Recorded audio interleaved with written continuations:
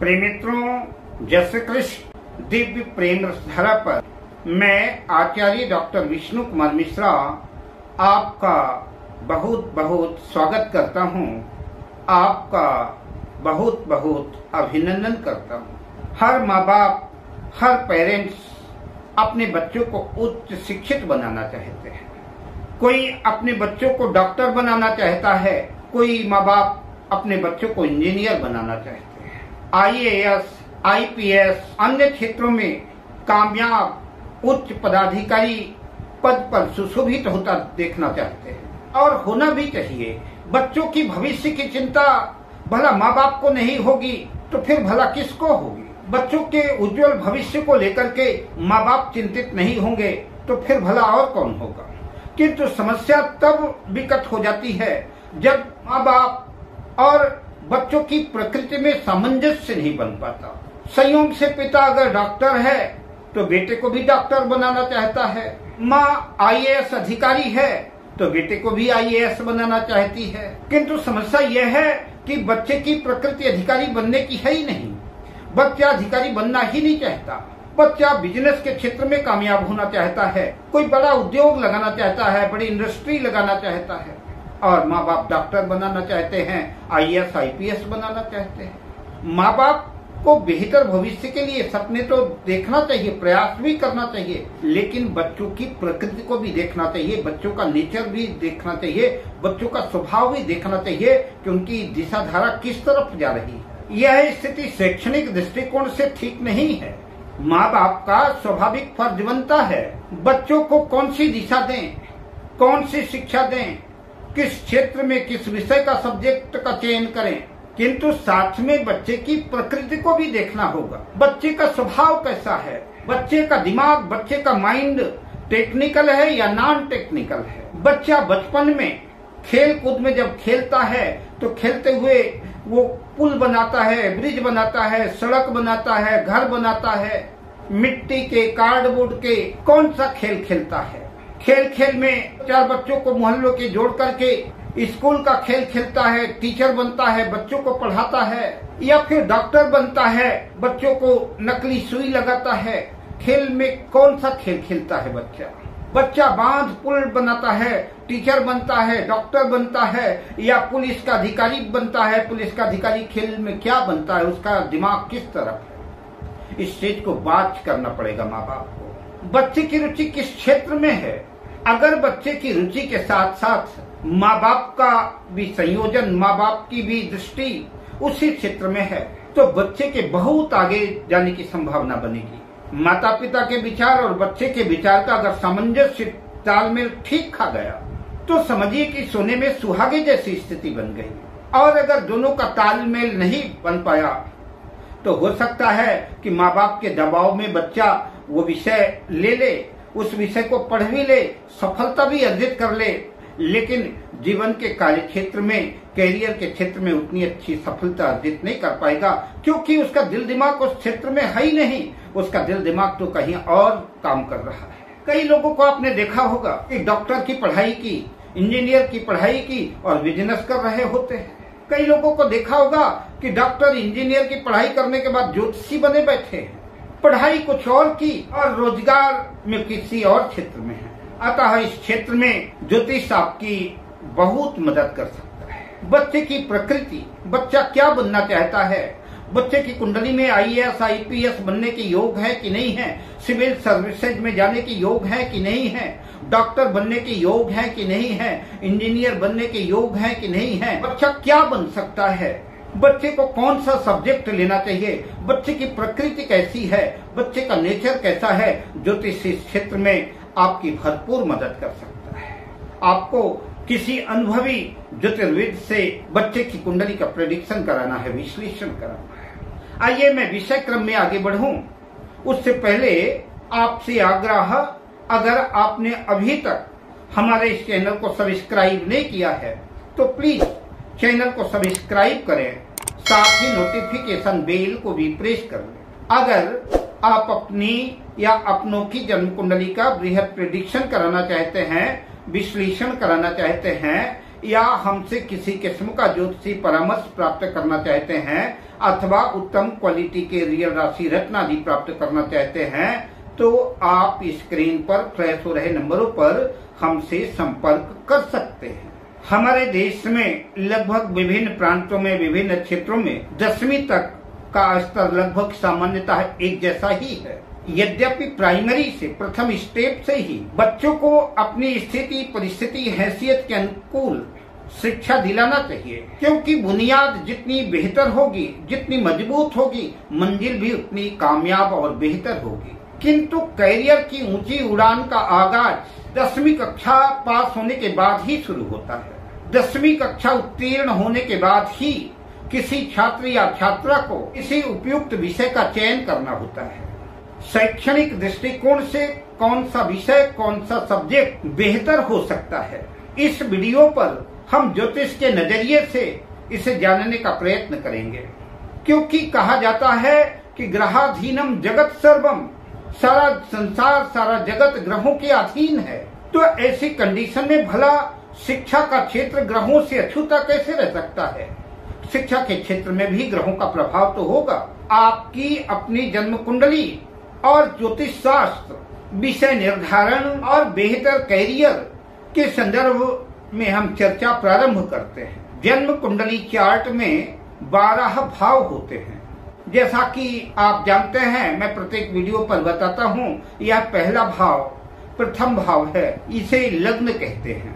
तो पहले भाव, चौथे भाव, सप्तम भाव और दशम भाव को केंद्र भाव कहते हैं और पहले भाव, पंचम भाव और नवम भाव को त्रिकोण भाव कहते हैं। जन्म पत्रिका के केंद्र और त्रिकोण भाव शुभ माने जाते हैं। पंचम भाव से शिक्षा का विचार किया जाता है और भावत भावम सिद्धांत के अनुसार पंचम से पंचम भाव यानी 9वां भाव, यह भाग्य का भाव तो है ही, इससे उच्च शिक्षा का विचार करते हैं। उत्तम शिक्षा के लिए, उत्तम कैरियर के लिए लग्न और लग्नेश को तो देखना ही होगा, किंतु शिक्षा की दृष्टिकोण से पंचम भाव और नवम भाव के ग्रहों की ग्रह स्थितियों को भी देखना होगा, समझना होगा। पंचम भाव नवम भाव में कौन से ग्रह बैठे हैं, किन ग्रहों की दृष्टियां हैं, किन ग्रहों का प्रभाव है। पंचम भाव पर यदि सूर्य का प्रभाव है, पंचम भाव में सूर्य बैठा है, तो सूर्य राजा है, सूर्य प्रकाश का प्रतीक है, इसलिए सूर्य का विचारणीय विषय विस्तृत हो जाता है। ऐसा जातक public administration, social science, maths, geography, राजनीति, इन सब क्षेत्रों में अपनी पैठ बना सकता है, इन क्षेत्रों में सफलता अर्जित कर सकता है। ये विषय प्रिय हो सकते हैं। सूर्य सरकार का भी प्रतिनिधित्व करता है, अतः ऐसे जातकों को यूपीएससी, पीएससी या सरकारी नौकरी को लक्ष्य बना करके शिक्षा अर्जित करनी चाहिए। अगर कुंडली के पंचम भाव में सूर्य, मंगल और केतु की युति है तो ऐसे लोग टॉप क्वालिटी के सर्जन होते हैं, शल्य चिकित्सक होते हैं। अगर पंचम भाव में सूर्य, मंगल और केतु की युति है तो ऐसे जातक इलेक्ट्रिकल इंजीनियर होते हैं। और अगर पंचम भाव में सूर्य, मंगल और राहु की युति है तो ऐसे जातक इलेक्ट्रॉनिक इंजीनियर होते हैं। अगर ऐसी कंडीशन में शुक्र भी इन्वॉल्वमेंट हो जाए तो ऐसे जातक टेक्सटाइल के क्षेत्र में भी जा सकते हैं, टेक्सटाइल इंजीनियर भी हो सकते हैं, सिविल इंजीनियर भी हो सकते हैं। सूर्य भी थोड़ा बहुत टेक्निकल है, लेकिन मंगल पूरी तरह से टेक्निकल है, केतु भी टेक्निकल है। अतः सूर्य और मंगल का इफेक्ट इंजीनियर तो बनाता ही है, वही एक अच्छा शल्य चिकित्सक भी बनाता है, सर्जन भी बनाता है, या आपकी मेडिकल के क्षेत्र में रेडियोलॉजिस्ट बनाता है। अगर पंचम भाव में चंद्र का प्रभाव है तो चंद्रमा मन का कारक है, चंद्रमा मन सो जाता तो मन का दायरा काफी बड़ा है। चंद्र भी सरकार का प्रतिनिधित्व करता है, सरकारी नौकरी की तरफ ले जाता है, तैराकी के क्षेत्र में, डेयरी प्रोडक्ट के क्षेत्र में, नर्सिंग के क्षेत्र में। शुक्र और चंद्र के बहुत से क्षेत्र एक जैसे हैं, जैसे कला का क्षेत्र, ड्राइंग का क्षेत्र, designing, dancing, mixing, singing, media, पत्रकारिता, ब्यूटिशियन, ये सारे क्षेत्र शुक्र और चंद्र के प्रभाव में आते हैं। मंगल की चर्चा मैंने सूर्य के साथ कर दी, किंतु अगर पंचम भाव में मंगल और शनि का प्रभाव है तो ऐसे जातक भी इंजीनियर होते हैं। शनि और मंगल से प्रभावित लोग कानून के क्षेत्र में भी दखल रखते हैं। ऐसे लोग जज, मजिस्ट्रेट, न्यायाधीश, कुशल अधिवक्ता, कोर्ट कचहरी से संबंधित जॉब्स में देखे जाते हैं। ऐसे जातक कानून के अच्छे जानकार होते हैं, अच्छे सलाहकार होते हैं। अगर पंचम भाव में मिथुन राशि या कन्या राशि हो और बुध भी इन्वॉल्वमेंट हो जाए तो यह योग और पक्का हो जाता है। अगर आप किसी क्रिमिनल लॉयर की कुंडली देखेंगे तो कहीं न कहीं शनि और मंगल का प्रभाव देखने को मिलेगा। अगर पंचम भाव में बुध का प्रभाव है तो ऐसे लोग बैंकिंग से संबंधित क्षेत्र में, अकाउंट या आर्थिक क्षेत्र में इनकी पकड़ रहती है। बुध बुद्धि का कारक है, गणित का कारक है। ये लोग अच्छे सलाहकार होते हैं। कानून, इनकम टैक्स, बीमा से संबंधित क्षेत्र, एस्ट्रोलॉजी, कोई भी क्षेत्र हो सकता है। ये अच्छे परामर्शदाता होते हैं। चार्टर्ड अकाउंटेंट, कुशल अधिवक्ता, मैथमेटिक्स आदि के फील्ड में ऐसे जातक होते हैं। किंतु जन्म पत्रिका में बुध की कंडीशन, बुध की पोजीशन अच्छी होनी चाहिए। बिजनेस मैनेजमेंट में, एमबीए आदि के क्षेत्र में भी बुध की महत्वपूर्ण भूमिका है। अगर गुरु का प्रभाव पंचम भाव में है तो शिक्षा का क्षेत्र, गुरु ज्ञान के ग्रह हैं, ज्ञान के कारक हैं। ऐसे जातक अच्छे शिक्षक, अच्छे प्रोफेसर, प्राचार्य होते हैं या कि शिक्षा के क्षेत्र में ऐसे जातक नौकरी करते हैं। ऐसे जातक बीएड, एमएड होते हैं। बुध के साथ अगर पंचम भाव में गुरु का भी प्रभाव हो तो ऐसे जातक income tax, sale tax, account, कानून आदि के अच्छे सलाहकार होते हैं। बिजनेस या किसी क्षेत्र का, चाहे आर्थिक क्षेत्र हो, चाहे राजनीतिक क्षेत्र हो, कोई भी क्षेत्र हो, गुरु और बुध की युति अच्छा मैनेजमेंट देती है। गुरु और शनि की युति जुडिशियली के क्षेत्र में ले जाती है। ऐसे लोग जज या कानून के अच्छे सलाहकार होते हैं। शुक्र का अगर पंचम भाव में प्रभाव है तो ऐसे जातक मीडिया के क्षेत्र में, पत्रकारिता के क्षेत्र में, चाहे प्रिंट मीडिया हो, चाहे इलेक्ट्रॉनिक मीडिया हो, fashion, designing, beautician, software, luxury, सौंदर्य प्रसाधन से संबंधित काम, शिक्षा आदि के क्षेत्र से शुक्र जोड़ता है। शुक्र के साथ अन्य ग्रहों का प्रभाव रहा तो इंजीनियरिंग, गायनोलॉजिस्ट, टेक्सटाइल आदि के क्षेत्र में भी ले जाता है। कला से जुड़े हुए जितने भी फील्ड हैं, एक्टिंग, मिक्सिंग, डांसिंग, सिंगिंग, नाट्य कला या फिल्म इंडस्ट्री आदि के क्षेत्र में सफलता दिलाता है। शनि के संदर्भ में भी बहुत हद तक चर्चा हो चुकी है।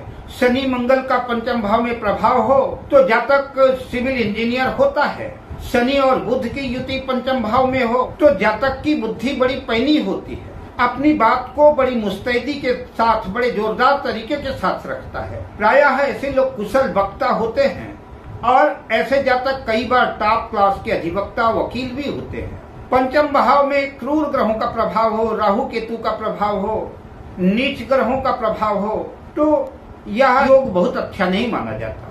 शिक्षा के क्षेत्र में कुछ न कुछ कठिनाइयां आती हैं, शिक्षा के क्षेत्र में बाधाएं, मुश्किलें आती हैं। किंतु राहु गुप्त विद्याओं के साथ साथ इलेक्ट्रॉनिक्स का भी कारक है। पर विचारणीय विषय यह है कि राहु किस राशि में, किस ग्रह के साथ है, कितना योग कारक है, यह महत्वपूर्ण विषय है। बात केतु की करें तो यह अलगाववादी ग्रह है, किंतु अगर मंगल और सूर्य से संबंध बन गया तो यह शल्य चिकित्सक बनाता है, अच्छा सर्जन बनाता है। कई बार ऐसा भी होता है कि पंचम भाव में कोई ग्रह नहीं बैठा होता, पंचम भाव में किसी ग्रह की दृष्टि भी नहीं होती। तो मैं कुछ और सूत्र दे रहा हूँ। मैंने केंद्र और त्रिकोण की चर्चा पहले ही कर ली कि कौन से भाव केंद्र भाव हैं, कौन से भाव त्रिकोण भाव हैं। तो अगर सूर्य केंद्र त्रिकोण भाव में किसी भी भाव में अपनी सिंह राशि में स्थित हो या मेष राशि में स्थित हो, सूर्य 5 नंबर में केंद्र त्रिकोण में हो या कि 1 नंबर जहाँ लिखा है वहां पर केंद्र त्रिकोण में हो, तो ऐसे लोगों को जीव विज्ञान, बायोलॉजी की पढ़ाई करनी चाहिए। ऐसे जातकों के मेडिकल के क्षेत्र में जाने की संभावना बनेगी। ऐसे जातक तकनीकी शिक्षा या सिविल सर्विसेज के क्षेत्र में तैयारी करें, सरकारी नौकरी की तैयारी करें तो इन्हें कामयाबी अर्जित होगी।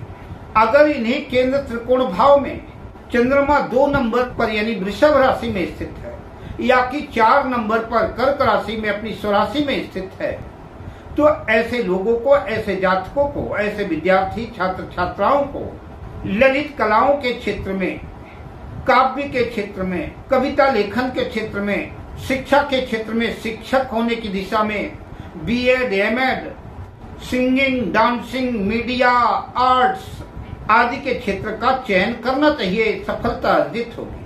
अगर इन्हीं केंद्र त्रिकोण भाव में मंगल 10 नंबर पर हो, मकर राशि में हो, या कि 1 नंबर मेष राशि या 8 नंबर वृश्चिक राशि में अगर मंगल स्थित है, तो ऐसे छात्र छात्राओं को तकनीकी टेक्निकल शिक्षा अर्जित करनी चाहिए।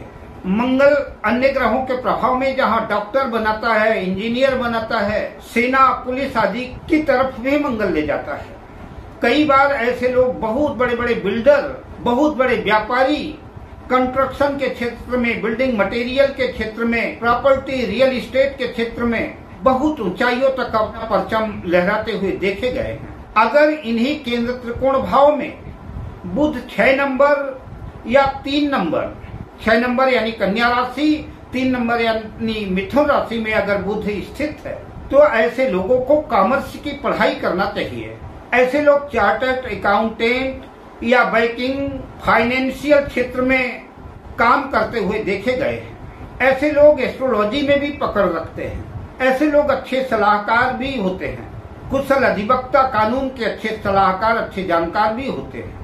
अगर इन्हीं केंद्र त्रिकोण भाव में गुरु जहां 4 नंबर लिखा है, 4 नंबर राशि यानी कर्क राशि में स्थित है, या कि 9 नंबर धनु राशि में गुरु स्थित है, या कि 12 नंबर मीन राशि में केंद्र त्रिकोण भाव में कहीं स्थित है, तो ऐसे छात्र छात्राओं को बायोलॉजी की पढ़ाई करनी चाहिए। ऐसे लोग अच्छे सलाहकार, अच्छे शिक्षक और एक अच्छे डॉक्टर हो सकते हैं। अगर इन्हें केंद्र त्रिकोण भाव में शुक्र 12 नंबर यानी मीन राशि में स्थित है, या कि 7 नंबर तुला राशि, या कि 2 नंबर वृषभ राशि में स्थित हैं केंद्र त्रिकोण भाव में, तो ऐसे छात्र छात्राओं को कला के क्षेत्र में, मीडिया के क्षेत्र में, एक्टिंग के क्षेत्र में, सिंगिंग, डांसिंग, गीत संगीत के क्षेत्र में, फैशन डिजाइनिंग के क्षेत्र में, ब्यूटिशियन, आर्ट, मीडिया के क्षेत्र में शिक्षा अर्जित करनी चाहिए। ऐसे जातक इंटीरियर ग्लैमर के क्षेत्र में भी कामयाबी अर्जित करते हैं, एक ऊंचा मकाम अर्जित करते हैं। अगर इन्हीं केंद्र त्रिकोण भाव में शनि 7 नंबर पर तुला राशि में स्थित है, शनि की उच्च राशि है, या कि शनि 10 नंबर मकर राशि में, या कि 11 नंबर कुंभ राशि में केंद्र त्रिकोण भाव में स्थित है, तो ऐसे छात्र छात्राओं को नौकरी की, जॉब्स की तैयारी करना चाहिए। नौकरी के विचार से ही शिक्षा का चयन करना चाहिए कि हमको किस क्षेत्र में जाना है, उस क्षेत्र से संबंधित पढ़ाई करना चाहिए। ऐसे लोग न्याय के क्षेत्र में, जुडिशियरी के क्षेत्र में पकड़ रखते हैं, सेना, पुलिस के क्षेत्र में, या कि जिस भी क्षेत्र में वर्दी का उपयोग होता है उस क्षेत्र में जो है, तो इनके जाने की संभावना ज्यादा बनेगी। इन्हें उस संबंधित क्षेत्र की तैयारी करना चाहिए। अब हम आपसे लेते हैं विदा, मिलते हैं अगली वीडियो में शुभकामनाओं के साथ। जय श्री कृष्ण।